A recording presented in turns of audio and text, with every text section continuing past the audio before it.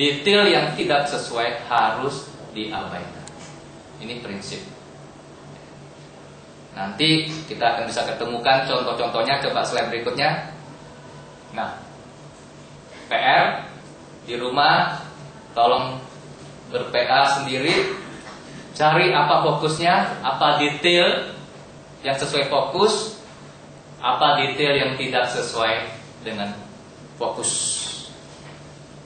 Misalnya dalam Lukas pasal 16 ada bendahara yang tidak jujur. Macam-macam ya. Ada detail, ada fokus. Jangan sampai kita ke arah yang keliru, tidak sesuai dengan fokusnya. Ada perumpamaan Lukas 6:18 tentang hakim yang tidak benar. Temukan fokusnya, detail-detailnya apa, apakah sesuai dengan fokus ataukah tidak sesuai dengan fokus. Yang berikutnya, ini penting. Umumnya kata-kata dalam satu perumpamaan diartikan secara hurufiah. Saya kasih huruf besar, hurufiah, letter luck katanya orang. Dan tidak diartikan kata per kata, tapi secara keseluruhan. Saya kasih contoh mengapa saya tekankan hal ini. Coba lihat slide berikutnya. Halo, slide berikutnya. Tidak boleh kata per kata. Misalnya perumpamaan tentang orang Samaria yang baik. Ada seorang yang turun dari Yerusalem ke Yeriko. Turun. Ini pernah loh khotbah ya. Artinya orang yang sedang turun kerohaniannya. Kadang-kadang jemaat kalau dengar khotbah yang seperti itu sangat antusias ya. Waduh, pendetanya hebat banget ya. Semua kata dia bisa ketemukan artinya. Penyamun itu setan. Imam dan orang Lewi itu agama-agama dan perbuatan baik. Orang Samaria itu Yesus. Minyak itu Roh Kudus. Penginapan itu gereja. Pemilik penginapan itu pendeta. 2 dinar itu PL dan TB. Ini ada loh dalam sejarah penafsiran di kalangan gereja pada zaman-zaman dulu. Saya bisa bertanya, keledai itu apa ya? Ini tugasnya Pak Kenny, keledai. Mobil gereja, ya kan? Ini berbahayanya menafsirkan kata per kata. Prinsip utama yang harus dipegang. Nanti Bapak Ibu kalau pulang baca Alkitab, ketemu perumpamaan, sekarang sudah punya ya ilmunya sedikit. Jangan sampai tersesat. Nah, Hippolytus itu orang Roma. Di dalam Kidung Agung pasal 4 ayat 5 ada kata buah dada. Hippolytus menafsirkan buah dada itu sebagai PL dan PB. Ada 2 kan buah dada. Sama di 2 dinar, PL dan PB. Dalam Kidung Agung, buah dada itu ditafsirkan oleh Hippolytus sebagai PL dan PB. Salah.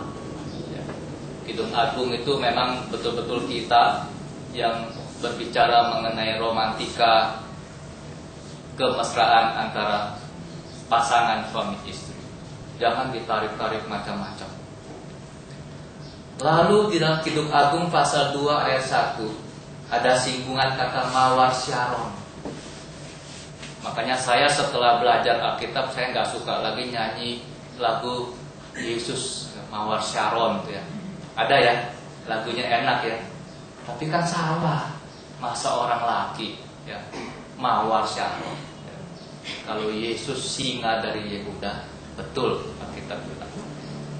Dan konteksnya di dalam Kidung Agung pasal 2 itu mawar Syaron itu adalah puji-pujian dari seorang pria kepada seorang wanita kekasihnya. Jadi tidak pas kalau kemudian ditafsirkan bahwa Tuhan Yesus adalah mawar dari Syaron. Bisa perhatikan sekarang ya. Tapi gereja banyak kemajuan dalam metode penafsiran, sehingga hal-hal yang dulu seperti itu sudah ditinggalkan ya. Nah, sekarang kita kembali kepada perumpamaan tentang gembala. Di dalam Lukas pasal 15 tadi kita bisa baca ada latar belakangnya. Kenapa Tuhan Yesus kemudian mengajarkan sebuah perumpamaan tentang domba itu? Yang pertama, ada kalangan di dalam masyarakat Yahudi itu yang berprofesi sebagai pemungut cukai. Kalau zaman sekarang itu adalah petugas pajak, ya. Pak Gayus dan teman-temannya, petugas pajak. Sebagai bangsa yang dijajah oleh kerajaan Romawi, kerajaan Romawi menarik pajak dari orang-orang Yahudi. Dan oleh karena perlu banyak petugas, sehingga pegawai-pegawai pajak itu juga diambil dari orang-orang bangsa Yahudi. Jadi bangsa Yahudi ini bekerja untuk kerajaan Romawi yang menjajah mereka, lalu meminta, menagih, memungut pajak dari bangsanya sendiri. Dan seringkali untuk mencapai target, mereka melakukan hal-hal yang tidak pantas, sehingga mereka dibenci sekali oleh masyarakat Yahudi. Itulah latar belakangnya. Karena mereka itu memeras rakyat, hidup mereka adalah hidup dengan reputasi yang jelek. Yang kedua, latar belakangnya. Ada ajaran rabi yang berkata Allah itu memang menerima orang berdosa yang bertobat. Perhatikan ya, Allah memang menerima kalau ada orang yang berdosa itu bertobat. Tetapi Allah tidak pernah mencari orang yang berdosa. Bisa lihat latar belakangnya. Makanya Tuhan Yesus berikan satu perumpamaan itu yang betul-betul bertentangan dengan pemikiran, tradisi, ajaran rabi. Tidak heran kalau Tuhan Yesus sangat dibenci. Saya ulangi ya. Ada ajaran rabi yang berkata, memang Allah itu menerima. Ayo, kalau kamu mau datang kembali, aku terima. Tapi Allah itu tidak mencari orang yang berdosa. Dan pengajaran Tuhan Yesus tadi jelas sekali bahwa Tuhan Yesus gembala itu pergi mencari domba yang hilang. Ajaran yang ketiga, di dalam kehidupan bangsa Yahudi itu, di dalam ajaran rabi itu dikatakan ada sukacita di hadapan Allah kalau ada seorang yang melawan Allah, lalu dia mengalami musibah, dia mati. Rasain. Itu kan ajaran kita juga kan. Jangan kapok lu, baru tahu lu. Saya ulangi ya. Ada ajaran yang berkata ada sukacita di hadapan Allah kalau satu orang yang melawan Allah, orang yang berdosa, dia mengalami musibah, dia mengalami kemalangan, dia mati. Nah, Tuhan Yesus sekarang memberikan sebuah perumpamaan yang menghancur luluh lantakan konsep ajaran rabi pada masa itu. Saya ingin kita belajar 4 poin dari perumpamaan ini. Coba kita lihat satu persatu. Yang pertama adalah kasih ilahi terhadap satu jiwa manusia. Ujung dari khotbah ini adalah supaya kita pun memiliki hati yang sama seperti hati Tuhan Yesus. Perumpamaan ini diberikan Tuhan Yesus sebagai jawaban yang secara tidak langsung kepada tokoh-tokoh agama Yahudi yang bersungut-sungut terhadap Tuhan Yesus ketika Tuhan Yesus itu menerima orang-orang yang dikatakan orang berdosa dan makan bersama dengan mereka. Latar belakangnya tadi kita sudah baca ya. Jadi poin pertama yang saya ingin sampaikan kepada kita semua adalah kita bisa melihat dari perumpamaan ini bagaimana kasih ilahi terhadap satu jiwa manusia. Allah bukan Allah yang berkata begini, biarin aja. Masih ada 99 domba, satu hilang gak apa-apa. Wahai para rohaniwan, orang-orang seperti saya, ingat baik, satu jiwa bernilai di hadapan Tuhan. Jangan kita berpikir begini, udahlah gak apa-apa, persembahannya juga kecil di gereja. Loh, Jangan ketawa, bisa terjadi kepada bapak, ibu, dan saya.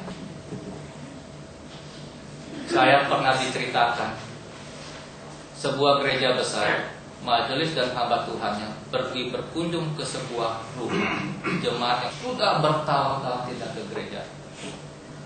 Pada waktu mereka ketok pintu, keluar orang, anggota keluarga yang lain.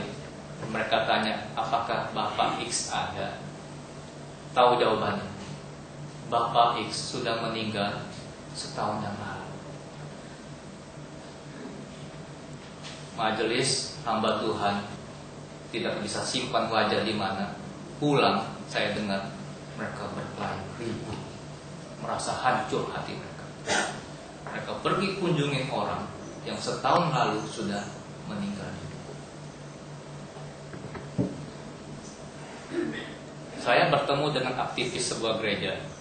Lalu saya bilang, Pak, anak saya kebaktian di gereja Bapak loh. Karena di gereja saya nggak ada pemuda. Waktu itu belum ada pemuda. Kami pindah ke sebuah di Gading Serpong, lalu anak saya. Tapi saya perhatikan loh, Pak. Anak saya kalau nggak ke gereja berminggu-minggu karena ada aktivitas lain, ikut retreat di mana atau ikut kami kebaktian, nggak pernah tuh ada yang datang tanya atau apa. Pembantu rumah tangga saya dua-duanya loh ke gereja Bapak saya. Tapi kalau mereka berminggu-minggu nggak ke gereja karena ikut kami, nggak ada yang tahu. Tahu setelah itu mereka datang besuk pembantu rumah tangga saya.